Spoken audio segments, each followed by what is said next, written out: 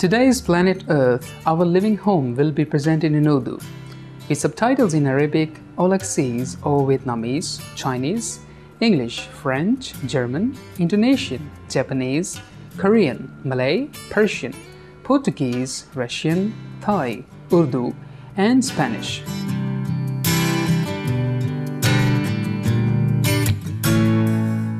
अस्सलाम वालेकुम माहौल दोस्त नाजरीन और हमारे प्रोग्राम ज़मीन हमारा प्यारा घर में खुश आमदीद। आज की किस्त में हम बात करेंगे प्रोफेसर सलीम एच अली से, जो कि एक पाकिस्तानी नज़ाद अमरीकी स्कॉलर हैं और माहौलियाती उलूम के प्रोफेसर हैं यूनिवर्सिटी ऑफ वर्मोंट अमरीका में। इसके साथ साथ प्रोफेसर वाबस्ता हैं पाकिस्तान में माहौलियाती तहफ़्फ़ुज़ और तहफ़्फ़ुज़ बराए मादनी ज़राए के साथ। प्रोफेसर अली ने कई एक अहम मकाले तहरीर किए हैं माहौल को महफूज करने पर, और हाल ही में लिखी एक किताब जिसका उन्वान है ज़मीन के ख़ज़ाने, ज़रूरत, लालच और एक काबिल बर्दाश्त मुस्तक़बिल। इस किताब में बहस की गई है कि इंसान कैसे निकाल सकते हैं और इस्तेमाल में ला सकते हैं ज़मीन के अंदर की नेमतों को, जैसा कि लोहा और सोना, नहायत ही माहौलियाती ज़िम्मेदाराना तरीके से। प्रोफेसर साहब जाने जाते हैं अपनी सालसी सलाहियत की वजह से भी और बहुत से अमानतदारों के दरमियान मसाइल के हल करने में मदद करने के लिए, जब भी किसी तरक्याती मंसूबे से ज़मीन पर असर पड़ता हो।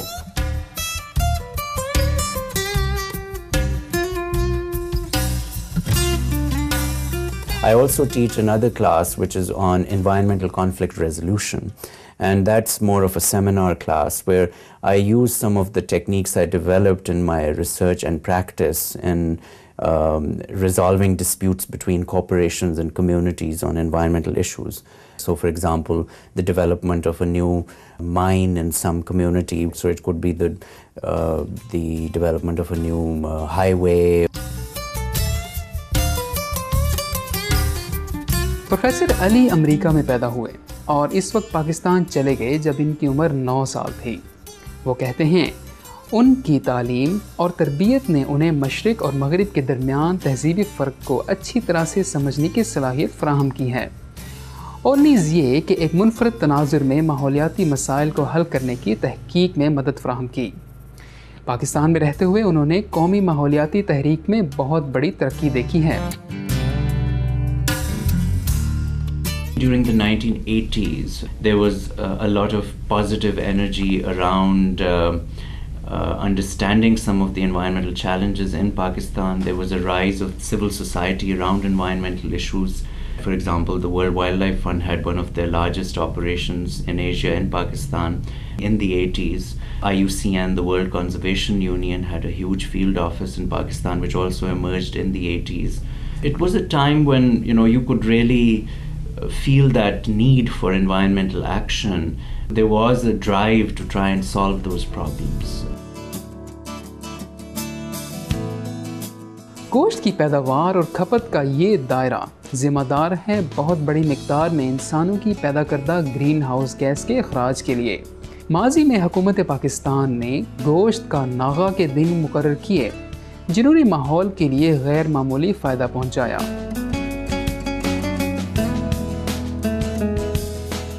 Actually, there were 2 days which were meatless days in the week, and no meat was allowed to be sold during those days. It was partly aimed at reducing overall meat consumption because the economy just could not sustain that level of meat production, and to get people to consider other markets as well for vegetable goods and so on. And I think it was effective. I felt that it was very ecologically responsible, even though the government may not have intentioned it to be that way. It had a positive impact, and I didn't feel deprived in any way. So I hope that people can make an individual choice to not consume more meat, but if it doesn't happen individually, I think government can nudge people in the right direction by having such provisions. And Pakistan's neighbor India, of course, is a Hindu majority country, and most Hindus do not eat meat at all. They're entirely vegetarian. And I have also noticed that Muslims in India, they consume much less meat than Muslims in Pakistan, because there has been some positive, I think, cultural crossover there on that issue. Pakistan में इस वक्त लोगों की फलाह बहबूद के सिलसिले में पेशरफ्त हो रही है बहुत से माहौलियाती मंसूबों के ज़रिए। प्रोफेसर अली के मुताबिक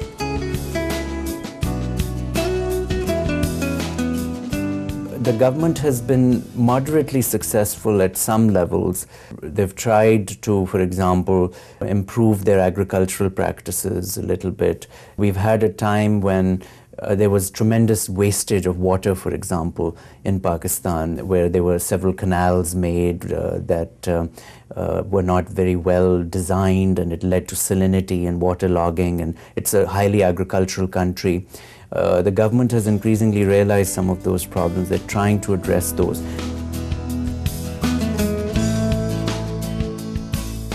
पाकिस्तान में गैर हुकूमती तंजीमें, बहुत से इदारे और लोग अपने तौर पर एक अहम किरदार अदा कर रहे हैं माहौलियात के बारे में जानकारी और हिफाजत के लिए।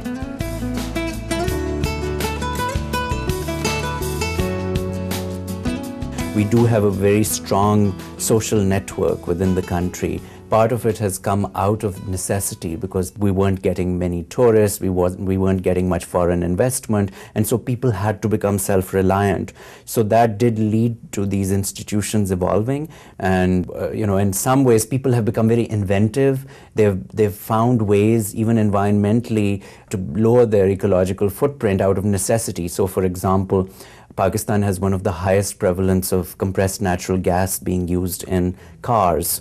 There are about 2 million cars which are running on compressed natural gas rather than on petrol. And that's environmentally much better, of course. You have a lower carbon footprint. And that happened out of necessity because the cost of fuel became so high. People were able to, retrofit vehicles and find the technology on their own, more or less, to do this. Many times there was just the inventiveness of the people, and they did that. So in those ways, the country has been very resilient to be able to manage those issues. जब हम वापस आएंगे तो professor Salim Ali बात करेंगे कि वसाइल को इस्तेमाल करने और माहौल को बचाने में हम तवाज़ुन कैसे हासिल कर सकते हैं। बराए मेहरबानी देखते रहिए supreme master television.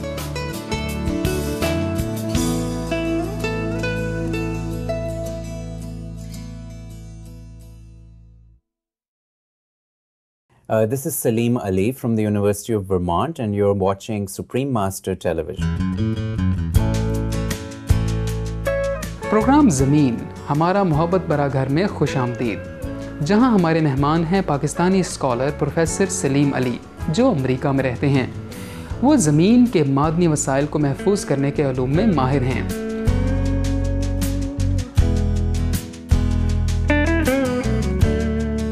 In some cases, we do need minerals for much of our modern lives, but they need to be harnessed with utmost care, and we need to be very aware of their non-renewability, that once the mining stops, you have to leave a viable ecosystem, a viable environment, so that people can then go back to some other livelihoods, and that the money that comes from the mining can be reinvested in the community. So it's part of a development trajectory, and that it's not just a be-all and an end-all where the companies just come in and get what they want and then they leave. So there is a right way to do it.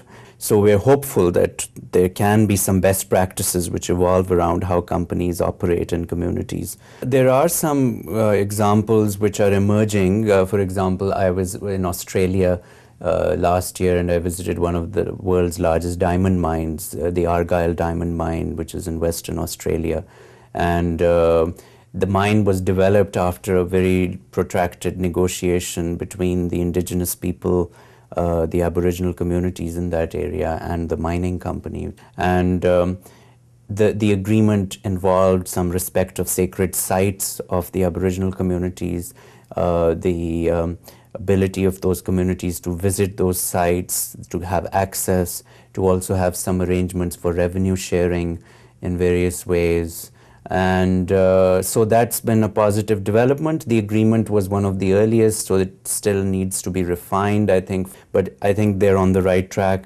Other examples you have are where indigenous communities are themselves owners of mines, and then they have a stake in making sure that the practices are better than they would be otherwise. So there's, for example, the Red Dog mine in Alaska, where it's, the native corporation in Alaska, the Nana Corporation, owns part of the mine, and it's a Canadian company, Tech Cominco, which manages it.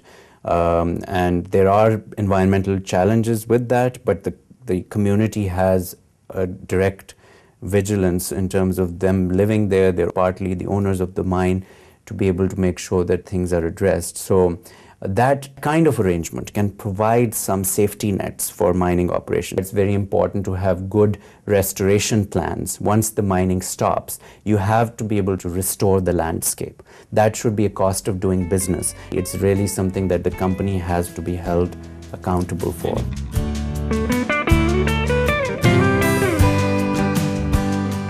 Professor Ali कुदरती वसाइल के काबिल ताईद इस्तेमाल पर अपनी राय मज़ीद बयान करते हैं।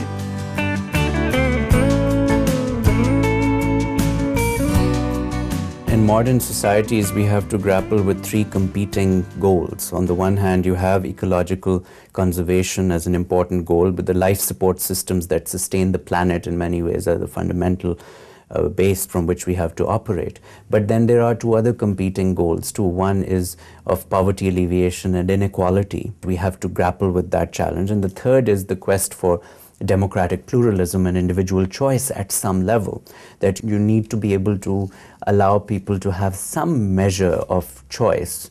That choice can be regulated, it can be channeled appropriately through ethics, through government, through different social mechanisms. But that still remains an important goal that we aspire towards. When we are trying to balance these three,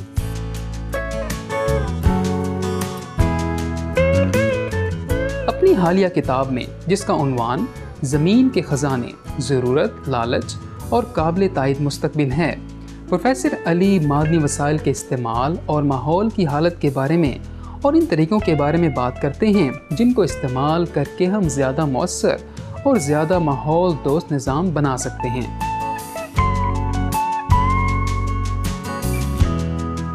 You want to get rid of the term waste altogether in some sense, so that everything that is being used through its life cycle can then be channeled and reused in some form or another. Ultimately, the laws of physics will demand that you have to put in some energy at some point to be able to get that material out and reuse it in some form. That energy also then needs to be considered in sustainable terms. And that's the concept that I'm trying to get at, that don't just disavow consumption, but make it more responsible, make it more strategic, so that we can address those competing challenges that I mentioned earlier between poverty alleviation, ecological conservation, and individual choice. Professor Salim Ali के बारे में मज़ीद मालूमात के लिए बराए मेहरबानी देखिए www.uvm.edu/tilda-shali। प्रोफेसर अली की कुतुब दस्तयाब हैं www.amazon.com। हम शुक्रिया अदा करना चाहेंगे प्रोफेसर सलीम अली का कि उन्होंने हमें पाकिस्तान में आने वाले सब ज़िंदगी की तरफ रुझान के बारे में अपनी आरा से आशना करवाया और दुनिया के मादनी वसाइल की काबिल ताईद खपत के बारे में बात की। बराए मेहरबानी अगले बुध को हमारा साथ दें प्रोग्राम ज़मीन हमारा मोहब्बत भरा घर में प्रोफेसर अली के इंटरव्यू के दूसरे हिस्से के लिए। आज के प्रोग्राम में आपके रहमदिलाना साथ के लिए शुक्रिया। आगे आ रहा है प्रोग्राम बसीरत वाली तफरीह काबिल गौर खबरों के फ़ौरन बाद। दुआ है कि आपकी ज़िंदगी जन्नत की खुदादाद मोहब्बत और रोशनी से भर जाए। Thank you for your kind company on today's program. Up next is enlightening entertainment after noteworthy news. May your life be imbued with divine love and light from heaven.